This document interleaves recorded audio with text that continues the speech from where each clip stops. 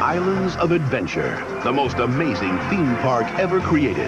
Now thrilling families at Universal Orlando. Step inside the whimsical world of Dr. Seuss. Explore the real-life Jurassic Park. Ride with Spider-Man in the world's most spectacular 3D adventure. Come visit the all-new Islands of Adventure, one of two must-see theme parks at Universal Orlando. 2 parks, 2 days, one great vacation. Before its grand opening on May 28, 1999, Islands of Adventure's early development, originally planned to be called Universal Studios Escape, intended to have a themed land based on DC Comics superheroes known as Gotham Island. This island called for Batman-themed attractions. Ultimately, the deal with Warner Brothers fell through, and Six Flags quickly acquired the full theme park rights to DC Comics. However, at that time, Marvel Entertainment Group Incorporated had such major financial troubles that they sold off their characters' film rights to major movie studios such as Sony, 20th Century Fox, and Universal Pictures. Universal then negotiated theme park rights with Marvel and officially signed an agreement on March 22, 1994.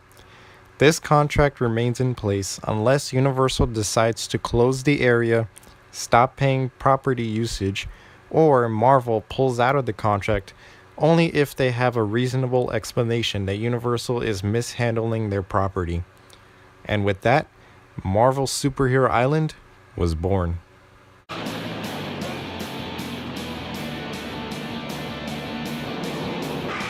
atmosphere is electric with excitement. Fantasy and reality begin to blur in our minds. We seem to leap straight into the pages of the world's most thrilling comic books. This is Marvel Superhero Island, and we are surrounded by the most treacherous villains and the greatest heroes in the entire comic universe. Holy cow! It's Spider-Man! Hey, Spidey here, and welcome to my city. Don't get the wrong idea. You're perfectly safe with me. But stay close together and hold children by the hand. Okay? Let's check out the action.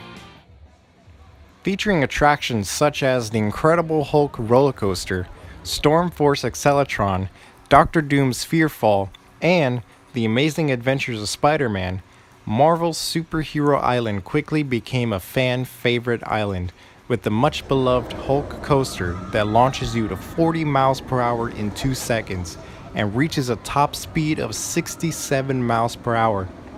And not to mention The Amazing Adventures of Spider-Man being a groundbreaking technological achievement, combining 3D with real practical sets and effects. This being one of the most popular theme park rides in the world, it was sure that Universal had a smash hit with their Marvel Land, and no one can stand in their way.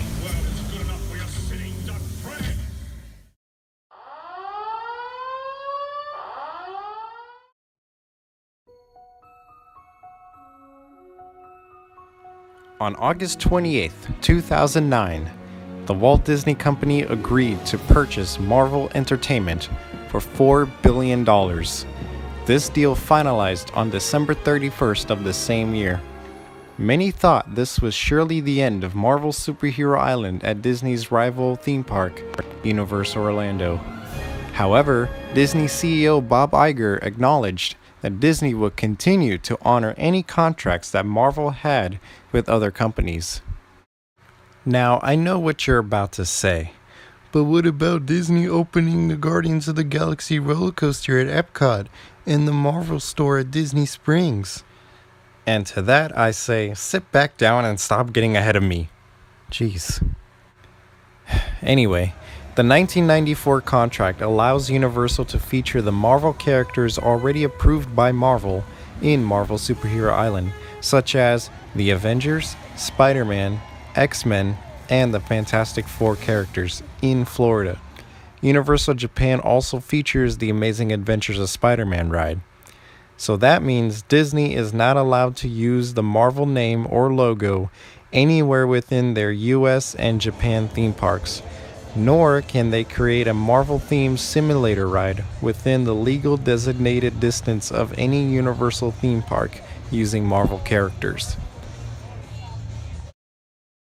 Alright, so here's what's up. The Mississippi River is being used as a dividing line in the country for this whole Marvel theme park situation. See, east of the Mississippi over in Florida, Universal can utilize certain characters in their park, those that are already part of the Marvel contract back in 1994. The characters are already represented in Marvel Superhero Island.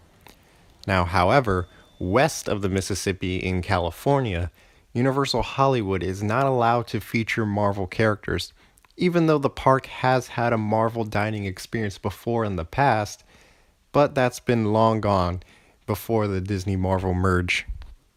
Now, as for Disney, east of the Mississippi in Florida, Disney World is not allowed to use characters already featured at Universal, even characters part of the same superhero family such as the Avengers. This is why Epcot is getting a Guardians of the Galaxy roller coaster, as those characters are not part of the Avengers or any characters featured at Universal, and cannot be as they weren't part of the original Universal contract. Now, west of the Mississippi is a lot easier for Disney. Disneyland are allowed to use any Marvel characters they want for meet and greets and attractions, but the only exception is, if you remember from earlier, Disney is not allowed to use the Marvel name or logo in their US and Japan parks. There is a place where heroes have assembled. Spider-Man, Black Widow, Captain America, and Eddie. So, what's the plan? Breaking out the Guardians, pal. Come celebrate the all-new Guardians of the Galaxy Mission Breakout during the Summer of Heroes only at Disneyland Resort. Hero up! For Disneyland Paris and Hong Kong Disneyland, they're allowed to use any Marvel property they would like with the Marvel logo as well. In fact, the first ever Marvel attraction in a Disney park was the Iron Man experience at Hong Kong Disneyland. Calling all fans of high-tech genius, seekers of state-of-the-art thrills, and those who think saving the world ought to be done with a little wit and a lot of style. Calling all superheroes, come live the heroics of Marvel's Iron Man at Hong Kong Disneyland. The Iron Man Experience. Unleash the super... Now, what is up with the Marvel superhero headquarters at Disney Springs and Walt Disney World? Why the heck is that allowed? Well, simply, Disney utilized a loophole and was able to feature the store at Disney Springs because technically, it's not inside a theme park. Disney Springs is not considered a theme park. Originally opened in 2015 as Superhero Headquarters, the Marvel logo was added to the storefront in 2017. And since opening, the store sells many products involving the Marvel characters from the comics and MCU films. Well, Universal does as well. There's no details on why the Marvel logo was able to be added in 2017, but some speculate Disney was able to negotiate something with Universal. Pretty complicated, huh? Let's go ahead and do a quick recap of everything. 1994. Universal and Marvel signed a contract for Universal to have exclusive theme park rights for characters such as the Avengers, X-Men, the Fantastic Four, and Spider-Man. 2009. The Walt Disney Company purchased Marvel Entertainment for $4 billion. Bob Iger promised to honor contracts Marvel already set up. The Mississippi dividing line was established, and Disney was not allowed to utilize Marvel characters associated with the Avengers, X-Men, Fantastic Four, or Spider-Man in their Orlando theme parks. Disneyland California has free range to utilize any Marvel characters in any way except for the Marvel name and logo. Disney World is allowed to feature the Guardians of the Galaxy and Doctor Strange within the theme parks and utilize any Marvel characters outside their theme parks only for marketing and merchandise, including monorails and cruise lines. Disneyland Paris, Hong Kong Disneyland, and Shanghai Disneyland have full free reign of Marvel. I really hope you guys were able to understand and follow along with this insane back and forth theme park rights deal with Marvel, Universal, and Disney has going on. So, what does the future hold? Well, unless something changes with the contract or it falls through anytime soon, we can expect to see Marvel's Superhero Island at Universal remain the same, other than just improvements to current attractions like the HD upgrade of Spider-Man back in 2012 and the new track, storyline, queue, and entrance update for the Hulk coaster in 2016. As for Disney parks, Disney World will continue to dance around the contract. Disneyland California, Hong Kong, and Paris will all be getting Marvel-themed lands in the coming years. Disneyland Paris has already announced the closing date for their Rockin' Roller Coaster to be transformed into an Iron Man-themed coaster. Spider-Man will be getting his own ride in Disney's California Adventure, along with an Avengers-themed land, with that being the main attraction. Same for Paris, with Iron Man being a main attraction for their theme land, and Ant-Man and the Wasp for Hong Kong. If you're a Marvel fan, you'll definitely have many options at Disney and Universal parks to get your superhero fix. And now, as the great Stan Lee would say, Excelsior!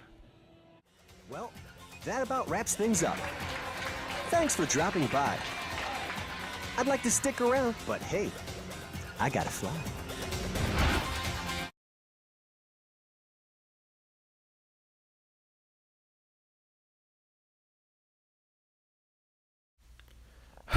Oh man, I really need to work on my monotone voice.